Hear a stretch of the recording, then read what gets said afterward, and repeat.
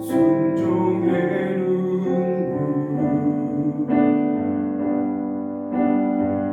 온 세상 다시 빛나게 한 생명의 눈물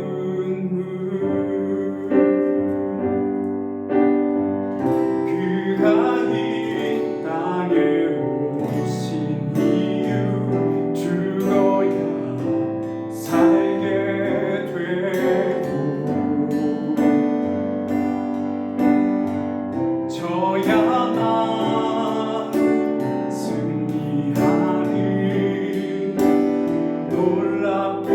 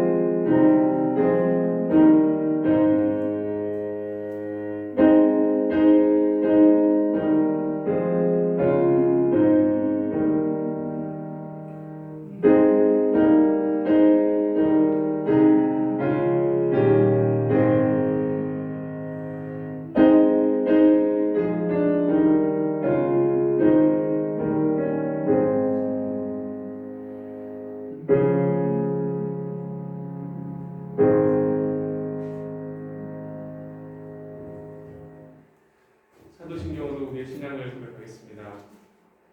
전능하사 천지를 만드신 하나님 아버지를 내가 믿사오며 그 외아들 우리 주 예수 그리스도를 믿사오니 이는 성령으로 잉태하사 동정녀 마리아에게 나시고 본디오 빌라도에게 고난을 받으사 십자가에 못 박혀 죽으시고 장사하신 사흘 죽은 자 가운데서 다시 살아나시며 하늘에 오르사 전능하신 하나님 우편에 앉아 계시다가 저희로서 산자와 죽은 자를 심판하러 오시리라. 성령을 믿사오며 거룩한 공회와 성도가 서로 교통하는 것과 죄를 사하여 주시는 것과 몸이 다시 사는 것과 영원히 사는 것을 믿사옵나이다. 아멘. 자리에 앉으셔서 찬송가 149장 읽어주시겠습니다.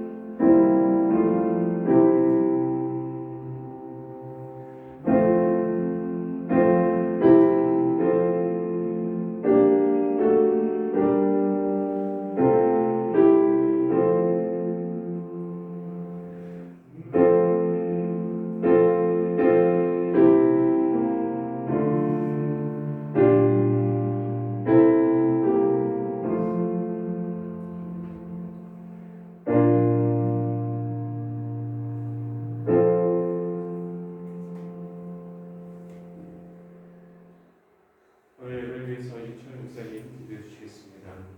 사랑의 하나님, 오늘 우리가 이 자리에 주님의 종으로, 주님의 자녀로 주님께 예배드리고 당신의 이름을 높여 드릴 수 있게 하심을 감사드립니다. 주님, 우리에게 귀한 시간과 인생이라는 선물 주시고 그것으로 하나님을 높이며 살아갈 귀한 사명 주심에도 감사합니다.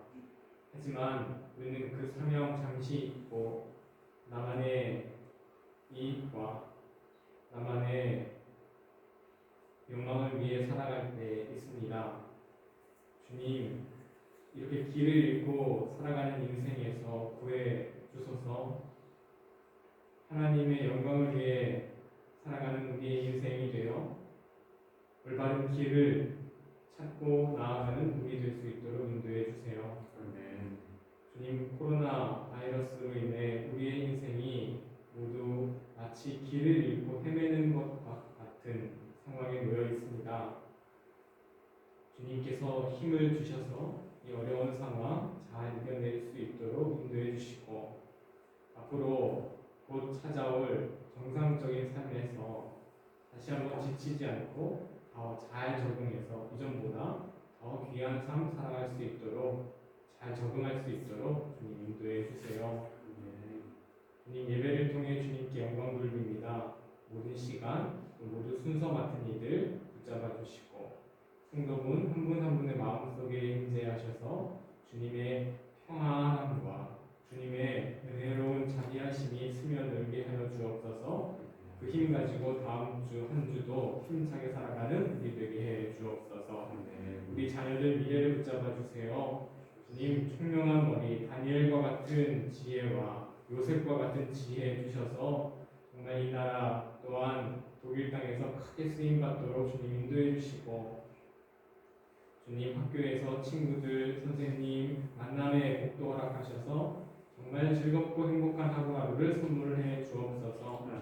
미래를 준비하고 있는 귀한 청년들도 있습니다. 주님, 계획하는 것, 우리가 인간의 머리로 계획하지만 발걸음을 인도하시는 분은 주님이시니 그들의 미래를 정말 주님을 위해 살도록 귀하게 높여 주옵소서. 귀한 가정들 세우셨습니다. 이 막대불개 귀한 가정들이 생명샘이 되어 이 땅에 예수님의 복음을 전할 수 있는 귀한 터전 되게 해 주옵소서. 아멘. 감사드리며 예수님의 이름으로 기도드렸습니다. 아멘.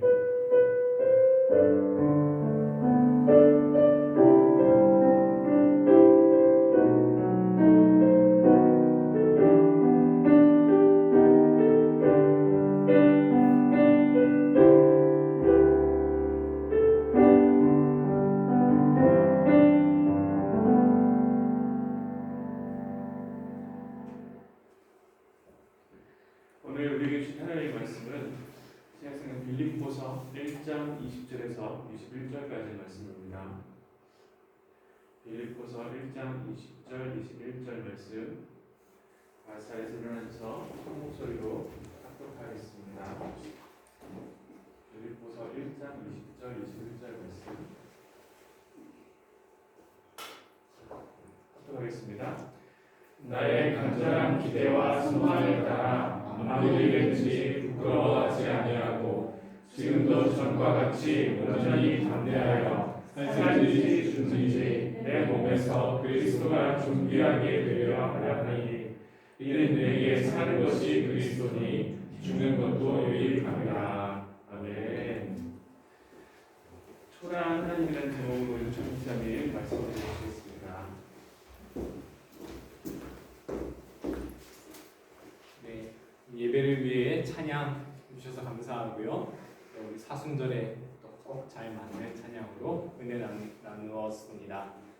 또한 우리 예배가 또 설교가 한국어로만 진행되는데 이렇게 찾아와 주셔서 너무 환영하고요. 예람이가 얘기를 전해주세요.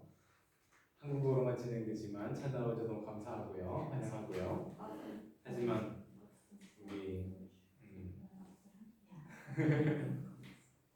성령의 역사라는 게 어떻게 처음 성경에 나타나냐면 언어를 뛰어넘는 것으로 찾아오잖아요. 그러면서 언어를 뛰어넘는 그런 하나님의 평강이 우리 성함이 우리에게 로이스에게도 이 시간에 평안한 그런 마음과 영혼이 깨끗하게 회복되는 시간이 될 것입니다. 초라한 하나님이라는 제목으로 말씀 나누겠습니다. 우리는 지난 시간 정말 특이한 왕에 대해 배웠는데요. 그동안 남유다 왕이 그래도 어느 정도 잘 하나님의 뜻에 따라 살다가 마지막에만 조금 잘못되는 그런 패턴의 왕들이 많았는데, 아하스라는 요놈, 아주 특별하게도 정말 특이하게도 돌연변이처럼 악한 왕이 나왔어요. 얼마나 악했냐면 하나님의 성전 성물들을 훼손하고 자기 마음 멋대로 바꾸어 버리는, 이건 우리가 어떻게 해석했죠? 하나님의 성물에 조금의 경외감도 없었다는 거죠. 정말 악한 사람들이라는 것은 그런 형식 자체에 경외감도 느끼지 않을 정도의 그런 모습을 보이고 있습니다. 이 이야기가 열왕기하 16장이고요. 열왕기하 17장에 다시 북이스라엘 이야기가 나옵니다. 남유다에서 이 아하스 왕이 악한 일을 벌이고 있을 때 북이스라엘은 마지막 왕 호세아가 왕이었습니다. 북이스라엘은 예후 왕 때부터 아시리아를 섬겨왔죠. 그런데 당시에 호세아 때에 이르러 아시리아의 힘이 점점 약해지고 있었습니다. 그리고 전통의 강자 이집트의 힘이 다시 강해지고 있었거든요. 북이스라엘 왕 호세아가 이렇게 눈치를 보다가 타이밍은 이때다 하고 노선을 이집트로 갈아탑니다. 아시리아 왕과 손을 끊고 이집트에게 붙는 것이죠.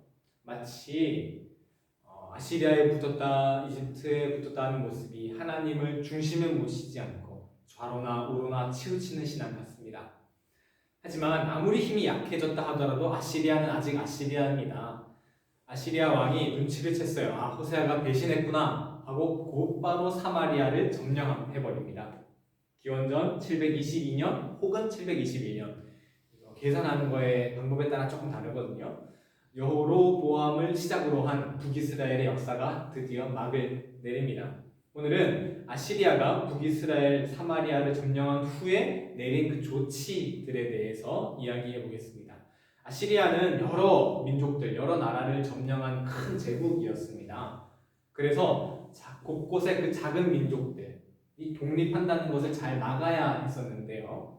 특히 민족주의 성향이 아주 강했던 유대인들, 이스라엘 사람들을 더 신경 썼을 겁니다. 이렇게 소수민족들의 독립을 막기 위한 방법이 두 가지가 있는데요. 첫 번째는 아주 잘해주는 거예요. 돈도 많이 주고 그 나라 민족들 알아서 잘 살도록 이렇게 내버려 두는 거죠. 너네는 조공만 잘 맞춰라. 이거를 어려운 말로 자치권을 보장해준다 이렇게 말하거든요. 그리고 두 번째는 철저하게 힘으로 누르는 거예요. 군대를 동원하기도 하고요. 그 중에서도 가장 끔찍한 방법이 뭐냐면 그 민족의 문화를 말살시켜버리는 겁니다. 일본이 우리에게 했던 거죠. 아시리아는 이 두 가지 방법 중에 어떤 방법을 택했을까요? 안타깝게도 두 번째 방법을 택했어요. 사마리아의 이 민족성을 다 사마리아에 있는 그 유대인 민족성을 말살해버리자. 그래서 사마리아에 살고 있었던 특히 지배계층, 지식인들을 위주로 아시리아로 이주시켜버립니다. 그냥 이주도 아니고 아주 곳곳에 뿌려버려요. 연해주에 살던 우리 조상들 있지 않았습니까? 조선의 왕들이 너무 부패가 심하니까, 조정이 너무 부패가 심하니까 연해주, 블라디보스토크 위에 그쪽에 많이 살고 있었는데 스탈린이 그 우리 민족 사람들을 강제로 카자흐스탄, 우즈베키스탄 이주해버린 것 같은 거예요. 그렇게 그들이 문화를 잃어버리도록 아주 뿔뿔이 흩어버립니다. 뿐만 아닙니다. 반대로 아시리아에 살던 그 사람들을 사마리아로 이주시켜버립니다. 이미 수많은 사람이 아시리아로 강제 이주당해서 사마리아에 이미 유대인들이 별로 남지 않았어요. 이스라엘 사람들이 별로 없어요. 그런데 더 많은 사람들이 아시리아에 이렇게 오니까 이미 사마리아는 외국이나 마찬가지인 거예요. 그래서 시내를 나가보면 이제는 원래는 이스라엘 빵집, 이스라엘 책방, 이스라엘 레스토랑이 있어야 되는데 이제는 아시리아 레스토랑이 있고 아시리아 책방이 있고 아시리아 빵집이 있고, 지금 중국이 소수민족 독립을 막기 위해서 이런 정책을 펼치고 있다고 하더라고요. 한족이 숫자가 워낙 많잖아요. 그러니까 뭐 위구르라든지 뭐 이런 데다가 한족을 이주시키는 거예요. 그래서 이제 그 지역의 원래 민족 숫자보다 한족 숫자가 더 많아진다고 하더라고요. 그러면 하나님을 믿고 싶어도 나아가니까 이스라엘 책방이 없고 이스라엘 사람이 없으니까 점점 그들의 문화를 잃어버리는 거지요. 아시리아 사람이 워낙 많으니까 아시리아 사람과 결혼하는 사람도 많이 생기지 않았겠어요? 그러면 하나님을 믿고 싶어도 남편이 아시리아 사람이고 태어나 보니 엄마가 아시리아 사람이고 그러니까 주일에 교회 나가고 싶어도 못 가고 성경책 읽고 싶어도 못 읽는 상황인 거예요. 정말 사마리아에서 야훼 하나님의 제사는 모두 사라지고 아시리아 우상 숭배만이 이루어졌습니다. 그러니까 이전까지의 우상 숭배가 되게 정치적인 목적이었거든요. 사실은 왕이 직접 우상 숭배를 수입해서 정치적인 목적으로 사용했기 때문에 우상 숭배가 이루어졌는데 이제 사마리아는 완전히 우상 숭배의 도시가 되어버린 겁니다. 그러니까 밑바닥부터 우상 숭배하는 사람들이 살고 있으니까요. 그래서 하나님께서 사자를 보내셨습니다. 진짜 어흥하는 사자를요. 그래서 우상 숭배하는 사람 몇 사람을 물어 죽게 만듭니다. 그런 사건이 벌어졌어요. 그래서 사마리아로 이주해온 그 아시리아 사람, 이방 사람들이 겁을 잔뜩 먹었어요. 그리고 이렇게 깨닫습니다. 우리가 이스라엘 이 땅의 신을 섬기지 않아서 버려받았구나. 그래서 아시리아 왕에게 가서 도와주세요 라고 부탁을 해요. 우리는 사마리아에 이주해 왔어요. 그런데 이곳의 신, 이스라엘 신의 법을 알지 못합니다. 그래서 우리가 이런 험한 꼴을 당했습니다. 그런데 여러분, 여기에 하나님이 사자를 보냈다는 데 주목해 보시겠어요? 하나님께서 북이스라엘에 사자를 보낸 게 이번이 처음이 아니시거든요. 언제 또 사자가 등장하죠? 열왕기상 13장인데 북이스라엘이 처음 세워졌을 때 처음으로 여로보암이 왕이 됐을 때 그 여로보암을 정신 차리게 하려고 예언자를 보냈는데 그때 등장한 게 사자였습니다. 그 사자가 하나님 말씀 지키지 않은 예언자를 물어 죽이고 이상하게도 그 옆에 있던 당나귀는 먹지도 않고 건드리지도 않고 가만히 옆에 서 있었잖아요. 이상하잖아요. 하나님의 특별한 메시지였죠. 이건 북이스라엘이 건국되고 처음으로 임했던 하나님의 예언이었습니다.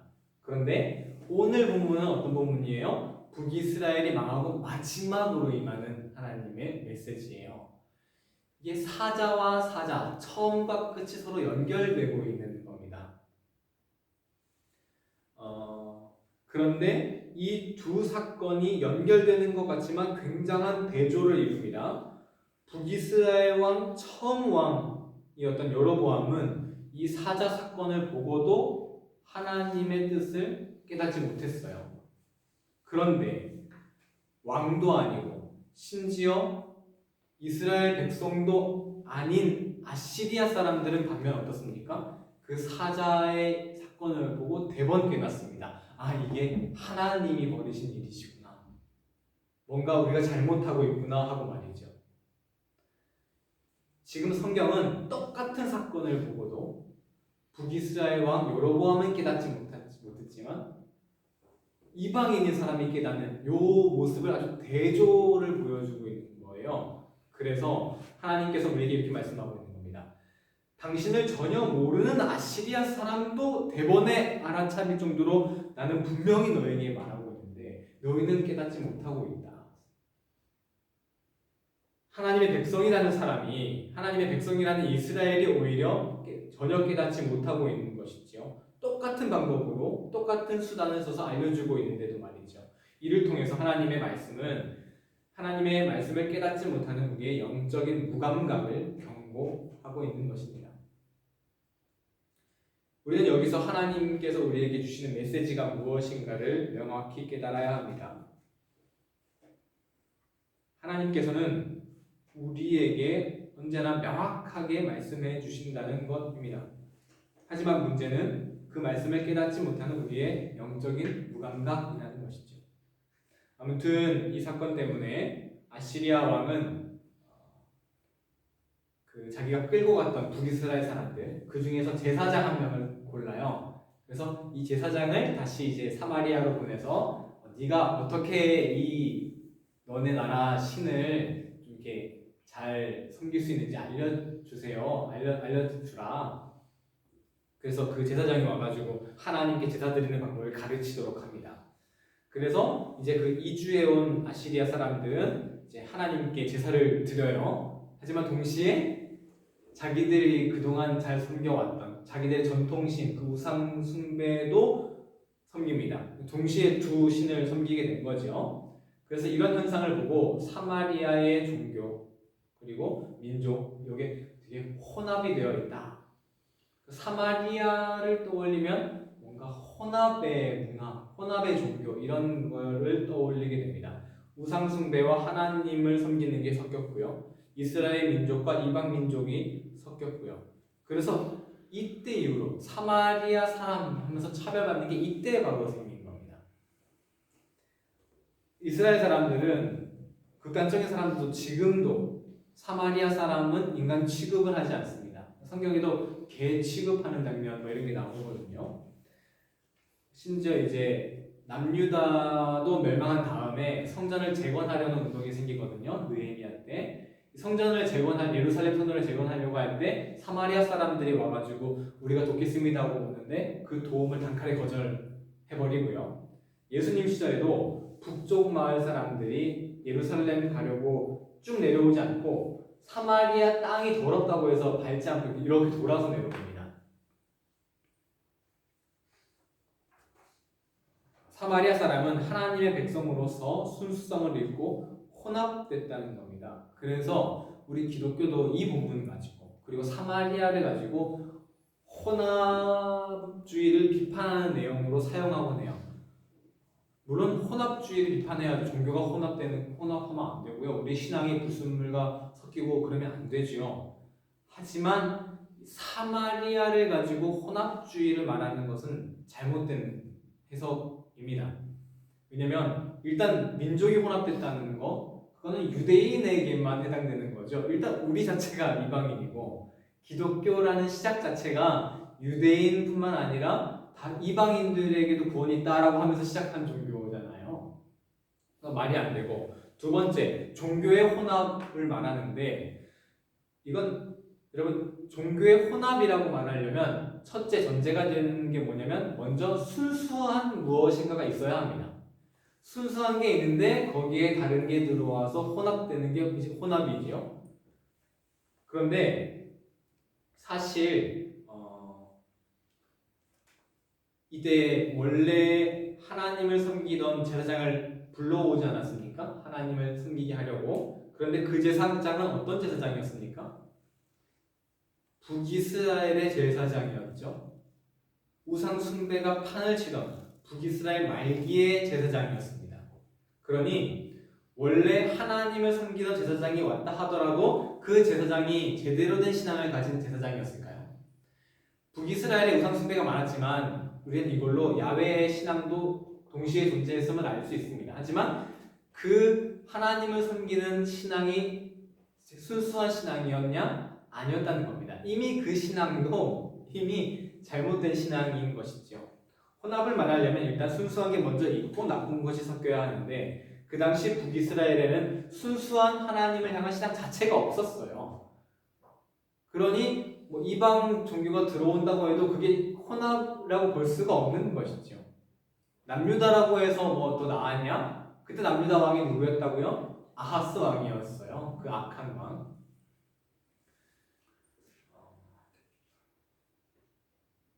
사마리아를 마치 혼합주의인 것 마냥 말하는 가르침은 틀린 것입니다. 예수님도 사마리아에 가셔서 그 여인에게 구원의 말씀을 전하셨고 선한 사마리아인 비유를 통해 혈통이 중요한 게 아님을 말씀하셨습니다. 그러면 우리는 이 열왕기하 17장에서 혼합주의가 아닌 어떤 교훈을 얻어야 할까요?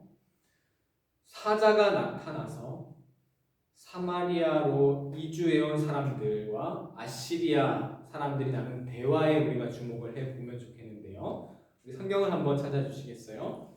열왕기하 17장 26절과 27절 이 두 구절을 우리가 한번 보겠습니다.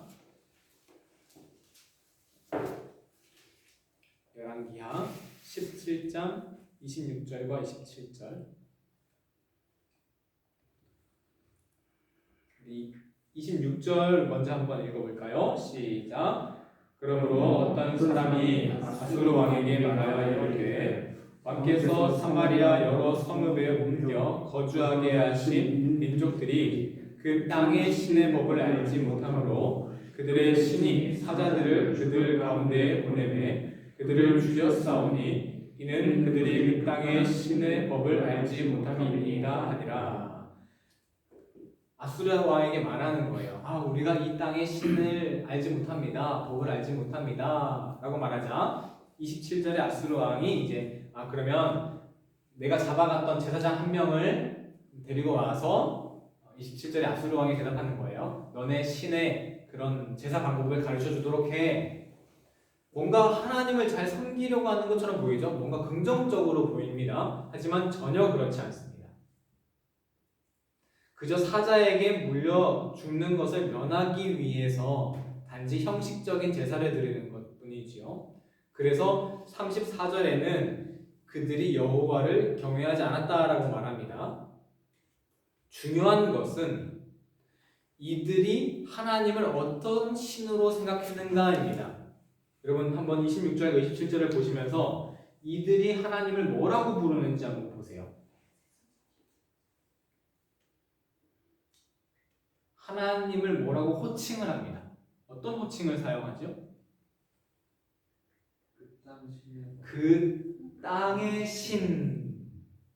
우리 하나님은 어떤 분이십니까? 만군의 여호와, 이 땅의 모든 왕들 가운데 왕, 이 땅과 하늘 우주 만물을 창조하신 주인이십니다. 민족을 초월해서 모든 민족에게 구원을 주신 하나님이신데 이들은 하나님을 뭐로 규정하고 있습니까? 이 땅의 신. 고작 그 사마리아에 있는 그 지역 잡신 정도로 여기고 있는 것입니다. 누구 때문에? 하나님 말씀 지키지 않아서 결국 이스라엘을 패망으로 만든 북이스라엘 이 사람들 때문에. 우리 하나님의 이름은 저기 높아져야 하는데 이놈들 때문에, 이 북이스라엘 사람들 때문에 하나님의 이름이 세계 사람들에게 어떻게 불려지고 있습니까? 그 땅의 잡신 정도로 불려지고 있는 것입니다. 북이스라엘 이 사람들 때문에, 하나님을 섬기지 않고 우상 숭배를 했던 이 사람들 때문에 하나님의 이름이 저기 밑바닥으로 떨어져 버린 것입니다. 우리 하나님께서 왜 이런 취급을 받아야 합니까? 바로 이 이스라엘 사람들 때문 아닙니까? 이스라엘 사람들이 어떤 죄를 지었습니까? 우상 숭배하고요. 또 이 시대의 말씀을 전한 예언자가 호세아와 아모스입니다. 그래서 이 시대에 어떤 말씀이 선포되는지 알고 싶으시면 호세아와 아모스를 읽으시면 되는데요. 보면 우상 숭배하고 정의와 평화를 다 깨뜨리고 가난한 자와 약한 자들을 괴롭히고 자기들끼리 권력 쟁탈전이나 하고 그러다가 북이스라엘이 멸망해서 하나님의 이런 취급을 당하고 만 것입니다. 지금 이 본문에서 우리 하나님은 너무 초라한 하나님이 되어버리셨습니다. 이렇게 우리가 하나님 말씀 따르지 않고 북이스라엘 사람들처럼 자기 권력을 챙기기만 급급해하고 정의와 평화를 다 깨뜨리고 우상 숭배한다면 나 때문에 하나님이 이런 취급받게 되실 것입니다. 그런 현상 여러분 많지 않습니까? 요즘 우리 사람들, 몇몇 사람들 때문에 우리 하나님의 이름이 너무 창피하게 불려지고 있지 않습니까? 이미 나도 이스라엘 민족처럼 하나님을 잘 섬기지 못한다면, 이스라엘 민족처럼 정의와 평화를 추구하지 않고 우상숭배와 정의와 평화를 깨뜨리고 이런 게 다 연결되어 있는 겁니다. 그렇지 않는다면 하나님은 나 때문에 그 이름이 땅에 떨어지게 될 것입니다. 여러분, 유대인들, 이스라엘 사람들이 어떤 민족입니까? 하나님께서 제사장 민족으로 택하시지 않았습니까? 그러면 어떻게 해야 되겠습니까? 그들을 통해서 하나님이 이 세상에서 높임 받으셔야 하지 않겠습니까? 그들을 통해서 하나님의 그 구원의 소식이 전파되어야 하지 않겠습니까? 하지만 반대로 그들 때문에 하나님의 이름이 그저 잡신 취급을 받고 있는 것입니다. 오늘날 우리 기독교인들은 우리 유대인처럼 하나님께서 선택해 주신 분입니다. 하지만 유대인들은 어떻게 생각하냐면 우리가 구원을 소유하고 있는 사람들이다라고 생각했어요. 아니거든요. 구원을 전파하는 사람들이거든요. 그런데 오늘날 우리 기독교인들이 유대인과 똑같아요. 우리가 구원을 소유하고 있는 사람이다. 하지만 여러분, 기독교인은 마치 하나님께서 유대인을 선택하셨던 것처럼 하나님이 우리를 선택하셔서 구원을 소유하고 있는 게 아니라 하나님의 구원을 전파하라고 우리를 선택하신 사람이 기독교인입니다. 구원의 소식을 전파할 사명, 미션을 가진 사람들입니다. 그렇다면 우리는 각자의 삶으로 하나님을 높여드려야 할 것입니다. 이 세상 가장 높은 곳에 하나님의 이름을 높여드려야 합니다. 하나님의 영광을 드러내는 삶을 살아야 합니다. 그것이 하나님께서 우리를 이 땅에 보내신 이유입니다. 이걸 딱 썼는데 찬양을 마지막 가사가 어떻게 되죠? 우리가 이 땅에 살아갈 이유. 바로 우리가 이 땅에 살아가야 할 이유가 하나님의 영광을 높여드리는 삶임을 믿습니다. 그래서 사도 바울은 말합니다. 오늘 본문 빌립보서 1장 20절을 우리 함께 읽어볼까요? 빌립보서 1장 20절 함께 읽어보겠습니다. 시작. 나의 간절한 기대와 소망을 따라 아무 일에든지 부끄러워하지 아니하고 지금도 전과 같이 온전히 담대하여 살든지 죽든지 내 몸에서 그리스도가 존귀하게 되려 하나니. 나의 간절한 기대와 소망을 따라 정말 내가 간절히 기대하고 소원한다. 무엇을? 아무 일에든지 부끄러워하지 아니하고. 이 말을 세번역으로 풀어보면 부끄러움을 당하지 않고입니다. 하나님께서 나 때문에 부끄러움을 당해서 되겠습니까? 지금 이스라엘 때문에 하나님께서 부끄러움을 당하고 있는 거예요. 한 사람 때문에, 한 집단 때문에 기독교 전체가 하나님의 이름이 부끄러움을 당해서는 안 될 것입니다. 그리고 지금도 전과 같이 온전히 담대하여 살든지 죽든지 내 몸에서 그리스도가 존귀하게 되게 하려 하나니. 살든지 죽든지, 이 표현은 언제 들어도 우리의 가슴을 뜨겁게 만들어주는 것 같습니다. 이 표현의 목적은 내 인생의 목적이 바로 여기에 있다는 겁니다. 바로 하나님의 이름을 존귀하게 만드는 것. 살든지 죽든지 내가 살아가는 이유가 여기에 있다. 그 목적을 위해 산다면 살든지 죽든지 상관없는 것이지요. 그러니 그 다음에 이렇게 말합니다. 내 몸에서 그리스도가 존귀하게 되려 하나니. 무슨 뜻입니까? 내 몸에서, 나의 삶을 통해, 내 몸을 통해 그리스도께서 존귀하게 여김을 받기를 원합니다. 바로 여러분의 몸을 통해, 여러분의 삶을 통해 우리 하나님, 그분의 이름이 존귀히 여김받게 되기를 소원합니다. 내 삶을 통해 그리스도께 존귀와 영광을 올려드리는 여러분 되시기를 소원합니다. 그때 우리 이런 고백을 함께 할 수 있게 되기를 소원합니다. 21절입니다. 함께 읽겠습니다. 시작. 이는 내게 사는 것이 그리스도니 죽는 것도 유익하니라. 아멘. 기도하겠습니다. 하나님, 오늘 이스라엘이 하나님 말씀을 떠나 살았더니 하나님께서 이렇게 치욕을 당하시고 초라한 취급을 당하는 모습을 보았습니다. 주님, 우리는 우리의 삶을 통해, 우리의 몸을 통해 하나님의 이름이 존귀히 여김 받게 되는 그런 삶 살게 하여 주옵소서. 감사드리며 예수님의 이름으로 기도드립니다. 아멘.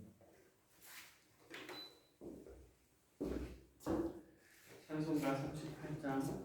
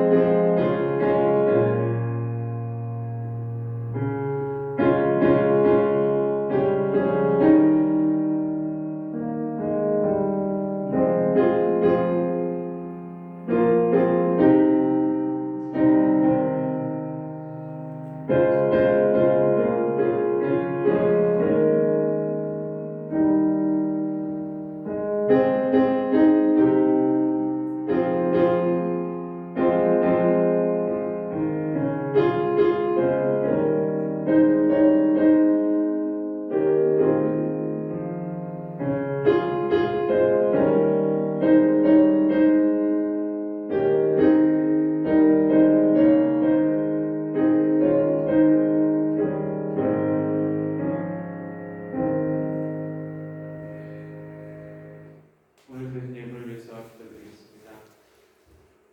사랑해 주님 감사합니다. 귀한 주를 허락하여 주시고 부족한 자들 모아주셔서 이렇게 함께 예배드리고 함께 찬양드리게 하심을 감사드립니다.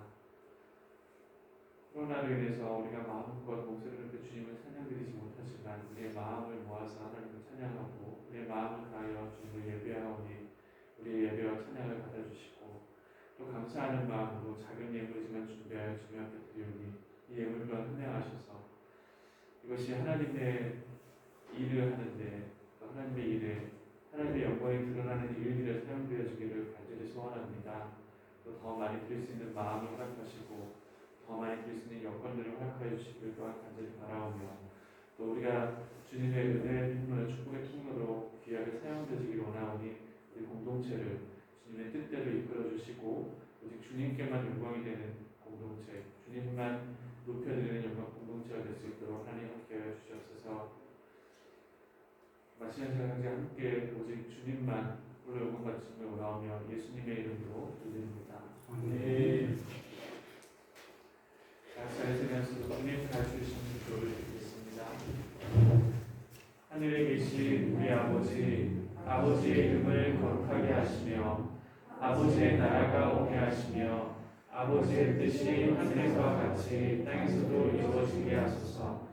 오늘 우리에게 용할 양식을 주시고 우리가 우리에게 잘못한 사람을 용서하여 주는 것 같이 우리 죄를 용서하여 주시고 우리를 시험에 빠지지 않게 하시고 악에서 구하소서. 나라와 권능과 영광이 영원히 아버지의 것입니다. 아멘. 축도 예배를 마치겠습니다. 이제는 성부, 성자, 성령 하나님의 은혜와 사랑과 인도하심이 이제 우리의 삶으로 하나님을 높여드리며 그것이 우리가 이 땅에 온 이유라는 사실을 마음에 품고 살기로 결심한 우리 막대부르기의 귀한 지체들과 가족들, 또 우리의 자녀들, 우리의 청년들, 또 한국에 계신 우리의 가족들 머리머리 위에 이제로부터 영원토록 함께 하시기를 간절히 축원하옵나이다. 아멘.